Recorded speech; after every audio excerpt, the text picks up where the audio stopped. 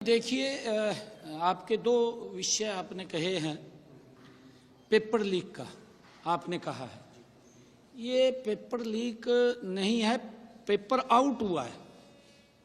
एक सेंटर से paper out हुआ है, किसी बच्चे ने पेपर बाहर दिया, उसका व्हाट्सएप बाहर चला गया और इस बात को हमने गंभीरता से लिया है। आज इसको लेकर के हमने बैठक में उच्च अधिकारियों में बैठ करके चर्चा की है। सभी डीसीस एसपीस को भी इसके लिए निर्देशित किया है और हमने ये कहा है कि सरकार की जो क्रेडिबिलिटी है उसके ऊपर कोई सवालिया निशान नहीं होना चाहिए। अगर किसी ने गलत किसी के क्षेत्र के अंदर हुआ है, हमने उसको भी गंभीरता से लिया है और उसके अंदर हमने जो संज्ञान लिया है, हमने कार्रवाई की है।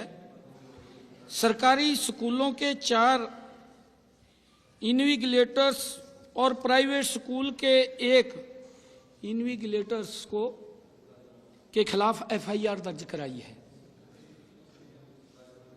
जिनमें सरकारी स्कूल के गोपाल दत्त, शौकत अली, रकमुद्दीन, प्रीति रानी, प्राइवेट स्कूल की ममता, चारों सरकारी स्कूल के इन्विजिलेटर्स को निलंबित कर दिया है। ये उसके ऊपर हमने कार्रवाई की है और हमने 2 सेंटर सुपरवाइजर बड़ी कार्रवाई की है। 2 सेंटर सुपरवाइजर संजीव कुमार, सत्यनारायण को भी निलंबित किया है क्योंकि उनकी जिम्मेवारी है। और इन मामलों में विभिन्न केंद्रों पर नकल करवाने अथवा पेपर परीक्षा केंद्र से बाहर निकलने के आरोप में अभी तक 4 बाहरी व्यक्तियों और 8 जो बच्चे थे पेपर दे रहे थे, उनके खिलाफ भी कार्रवाई एफआईआर दर्ज हुई है। इस मामले की जांच जारी है। हमने कहा है कि इसकी और डीपली जांच करें। आगे हमने सभी एसपीस और डीसीस को इसके लिए सुनिश्चित किया है कि अपने अपने जिला के अंदर वो इस बात को सुनिश्चित करेंगे कि कहीं पर भी परीक्षा केंद्र के समीप कोई व्यक्ति न जाए, 500 मीटर की दूरी से बाहर व्यक्ति रहे। अगर कहीं पर भी इस प्रकार की शिकायत मिलती है तो उसका जिम्मेवार वहां का प्रशासन होगा। और उस बात को ध्यान में रखते हुए हमने जहां पर ये काम हुआ है उसमें हमने अभी तक 25 पुलिस अधिकारियों व कर्मचारी उसमें दोषी हमें मिले हैं, जो हमारी प्राथमिक जांच थी। सभी 25 पुलिस अधिकारियों व कर्मचारियों को सस्पेंड करने के आदेश दिए गए हैं कि उनको तुरंत प्रभाव से सस्पेंड किया जाए, जिसमें 4 डीएसपी हैं और 3 एसएचओ शामिल हैं। उनके टेरिटरी के अंदर इस प्रकार का घटनाक्रम हुआ है। सरकार ने इसको सख्ताई से लिया है क्योंकि इसके ऊपर हमारी सरकार 0 टॉलरेंस के ऊपर काम कर रही है और हम इस प्रकार की कोई भी बात को बर्दाश्त नहीं करेंगे।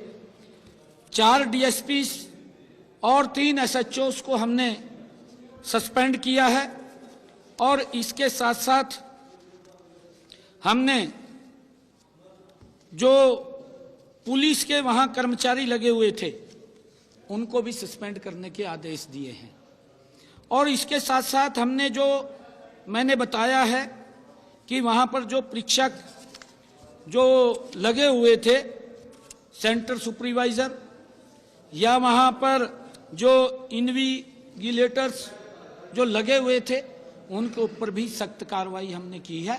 और हमने ये भी आदेश दिए हैं कि कहीं पर भी पूरे प्रदेश के अंदर अगर कोई इस प्रकार का घटनाक्रम वो हमारे ध्यान में आएगा तो उससे संबंधित जो भी अधिकारी होंगे वो उसके जिम्मेवार होंगे। हमने सख्ताई से इसको लिया है। सोमवार से सारी व्यवस्थाएं चुस्त दुरुस्त हो जाएंगी। कई मुद्दों पर चर्चा हुई है और स्टेट के भी मामले हैं, सेंटर के भी मामले हैं।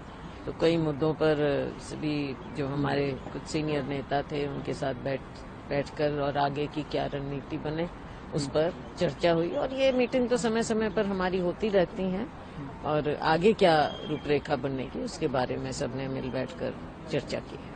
क्या आप ना करें इसका भी आपने डायरेक्शन दिया है नेताओं को कि देखो साथ में रहना है? कोई लड़ाई ऐसी कोई बात नहीं है, नीचे जमीन पर काम करते हैं। अभी जैसे हमारे निकायों के चुनाव हुए उसमें कांग्रेस पार्टी का अच्छा प्रदर्शन रहा, तो इसी तरह से आगे करेंगे और बल्कि जो कमियां रही उनको पूरा करेंगे। हमारे पास समय है, सब मिलजुल कर काम करेंगे, नीचे जमीन पर हम एक्टिवेट करेंगे लोगों को।